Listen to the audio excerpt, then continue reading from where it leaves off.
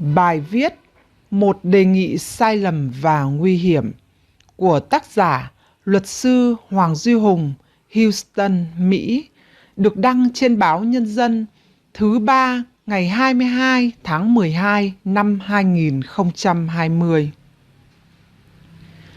Đóng góp ý kiến với Đại hội lần thứ 13 của Đảng Cộng sản Việt Nam là nhu cầu chính đáng của mọi tầng lớp nhân dân.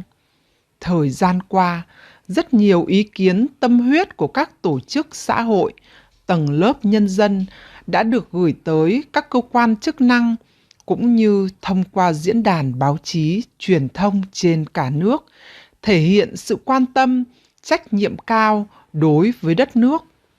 Nhưng đáng tiếc, một vài cá nhân lại lợi dụng cơ hội này thông qua báo chí nước ngoài để đưa ra đánh giá tùy tiện, cổ vũ mô hình phương Tây.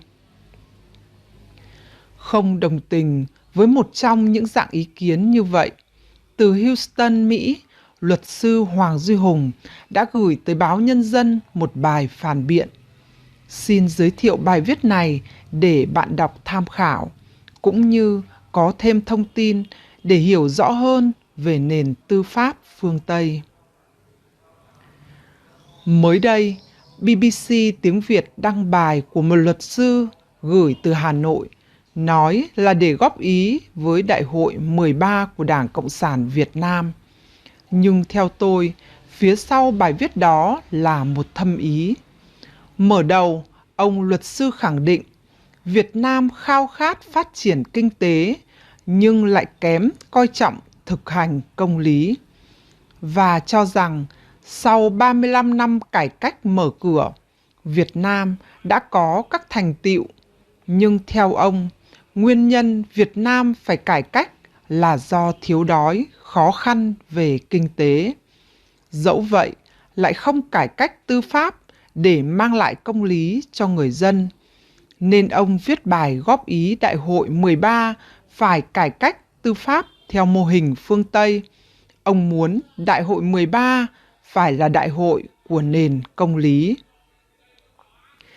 Năm 1945, ngay sau khi nước Việt Nam Dân Chủ Cộng Hòa ra đời với tuyên ngôn độc lập khẳng định nước Việt Nam có quyền hưởng tự do và độc lập, và sự thật đã thành một nước tự do độc lập. Cụ Hồ đã viết thư gửi một số nguyên thủ quốc gia, trong đó có Tổng thống Mỹ Truman, để họ tôn trọng chủ quyền của Việt Nam. Đó là tinh thần cởi mở và thân thiện. Nhưng các quốc gia, nhất là Mỹ, vì quyền lợi riêng mà họ làm ngơ tiến hành xâm lược Việt Nam.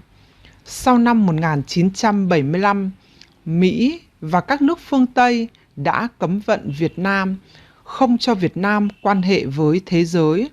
Cùng với đó là chiến tranh biên giới phía Bắc kéo dài đến năm 1989. Đó là các nguyên do chính của đói nghèo. Đến thập niên 1990, Việt Nam mới mở cửa sau 35 năm đổi mới, trong đó có 25 năm chấm dứt cấm vận. Việt Nam đã phát triển như chúng ta đang chứng kiến và tự hào.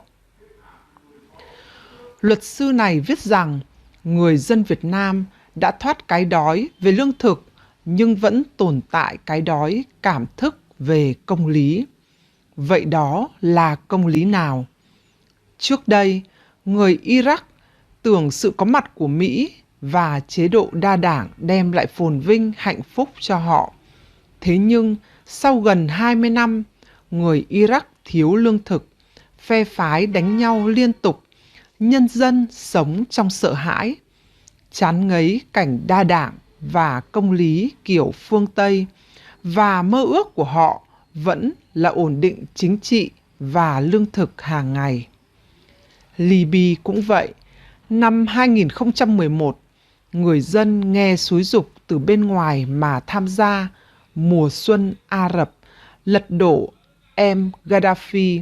Họ cũng tưởng đa đảng công lý kiểu phương Tây là đũa thần giúp đất nước thăng hoa. Nhưng đa đảng công lý đó khiến Libya tan nát, các thế lực đánh nhau triền miên, dân không có lương thực, điện, nước và ao ước trở về thời độc tài của em Gaddafi. Việt Nam là quốc gia đơn đảng nhưng không có nghĩa là độc tài, vì đơn đảng ở Việt Nam có các quy tắc dân chủ. Chính dưới sự lãnh đạo của Đảng Cộng sản mà ngày nay đất nước Việt Nam rất ổn định, kinh tế phát triển, cuộc sống của người dân ngày càng khấm khá, uy tín và vị thế trên trường quốc tế ngày càng cao. Theo luật sư này, để có công lý thì nên bắt chước nền tư pháp của Mỹ và phương Tây. Như thế là vọng ngoại. Đừng nghĩ cái gì của nước ngoài cũng tốt.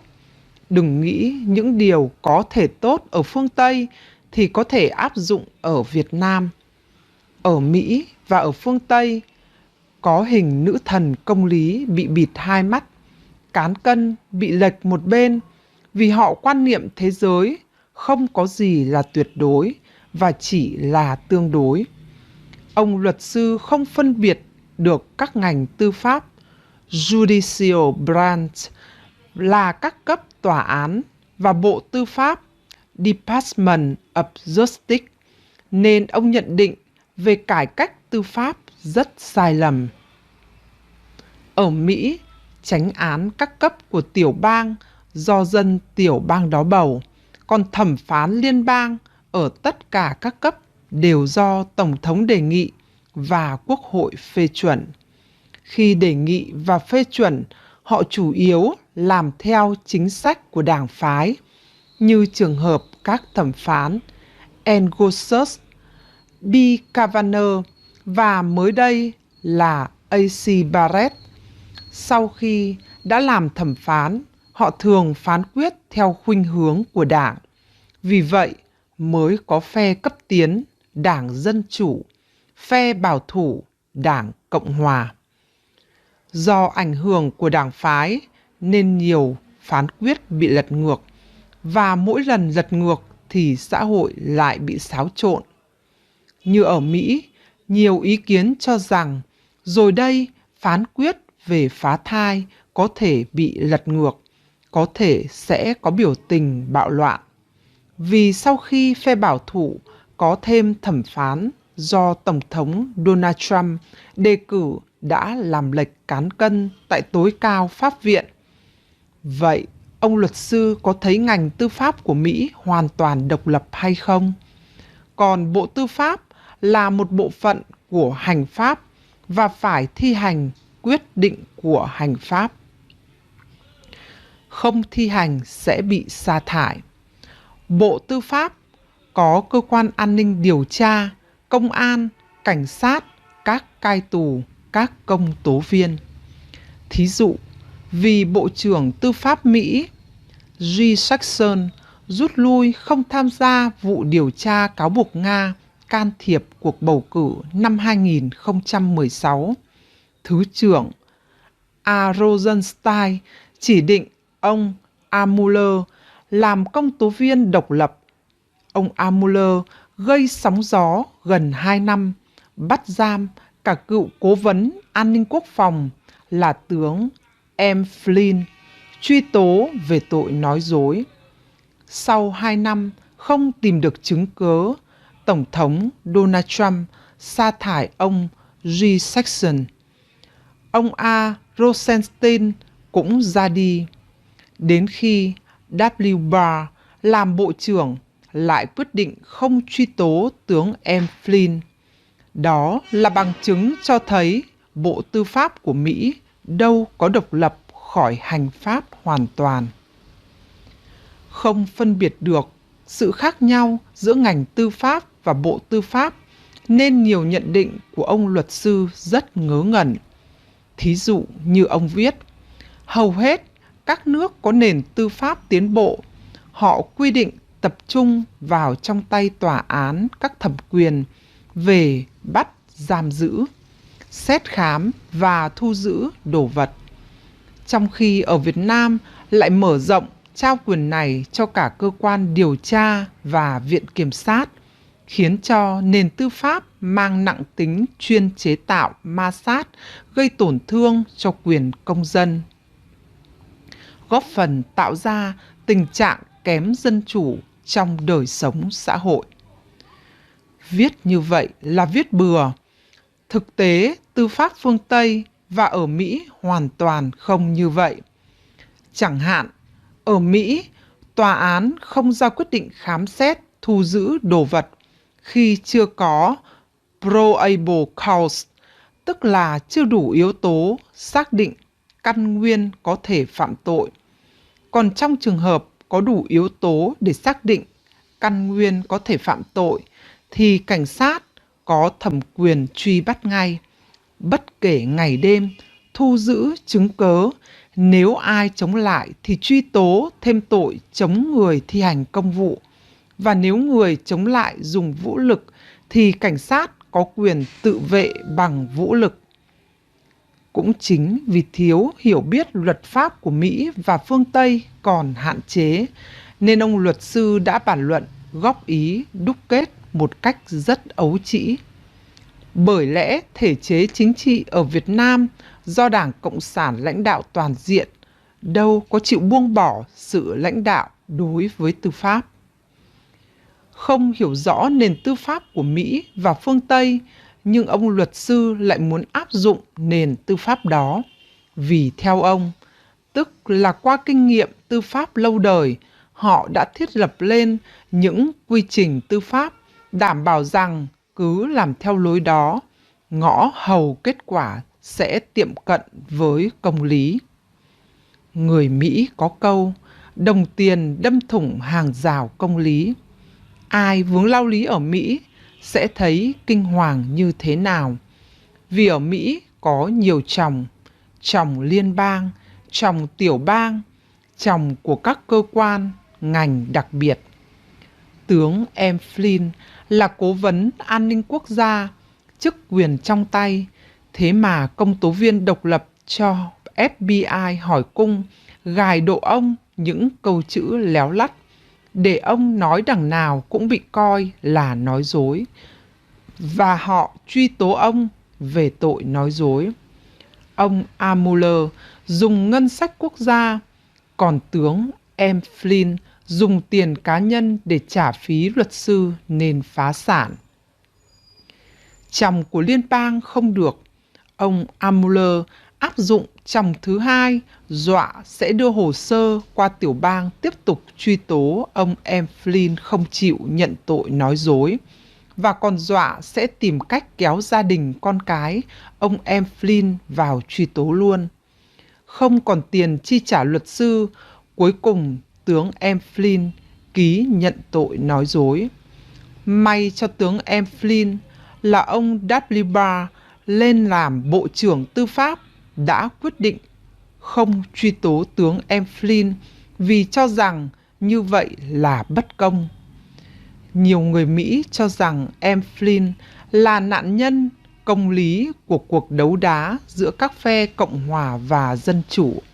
Ông thoát tội, song cũng khuynh gia bại sản, sự nghiệp mất hết. Phải chăng ông luật sư coi đó là công lý kiểu mẫu cho Việt Nam? Ông luật sư còn góp ý nên bắt chước quyền im lặng của bị can như ở Mỹ. Tuy nhiên ở Mỹ, các điều tra viên rất khôn khéo, dùng nhiều chiêu thức, cuối cùng bị can tự khai. Công tố viện ở hạt Harris, Texas, ra chỉ tiêu cho các công tố viên và điều tra viên. Ai có quá trình kết án các bị can mức độ cao thì được thăng cấp, nên họ kéo dài điều tra vụ án rất lâu, khiến bị can phải nhận tội, để hồ sơ của họ có uy tín là đã kết án cao. Nhiều người bị oan không có tiền trả luật sư nên nhận tội. Không hẳn nhận tội thì án nhẹ hơn, mà chủ yếu để không bị kéo dài, dai dẳng, tốn kém. Công lý không phụ thuộc vào đơn đảng hay đa đảng, mà ở giá trị mà đất nước, quốc gia đó lựa chọn. Thậm chí ở cả tâm con người, ở đạo đức của công an, điều tra viên, chánh án, quản giáo. Lấy một vài sai sót của một số cá nhân, dù các sai sót đó không thay đổi bản chất vụ án như trong vụ án của Hồ Duy Hải, rồi quy kết nền tư pháp của đất nước là lạc hậu, không đem lại công lý cho người dân, rồi ngóng trông hệ thống nước ngoài để áp dụng vào Việt Nam là vọng ngoại không thể cổ vũ. Nếu hệ thống tư pháp của chế độ đơn đảng còn có sai sót thì cần góp ý để sửa chữa, đổi mới, chứ không nên sổ toẹt. Chưa kể, vì hiểu biết nền tư pháp của Mỹ và phương Tây quá kém, nên ông luật sư cho rằng nền công lý của Việt Nam lạc hậu và đề nghị cần phải áp dụng mô hình tư pháp của Mỹ và phương Tây. Rõ ràng, đó là một đề nghị hết sức thiếu thiện chí và sai lầm, nguy hiểm cho đất nước, có thể dẫn đến bất ổn. Là một luật sư ở xa quê hương, sống và làm việc ở Mỹ, tôi mong muốn Việt Nam cố gắng khắc phục các nhược điểm còn tồn tại và cải tiến, đổi mới, hoàn thiện tư pháp theo cách của Việt Nam để nền tư pháp đất nước ngày càng hoàn thiện và thực hiện thật tốt vai trò trong xã hội.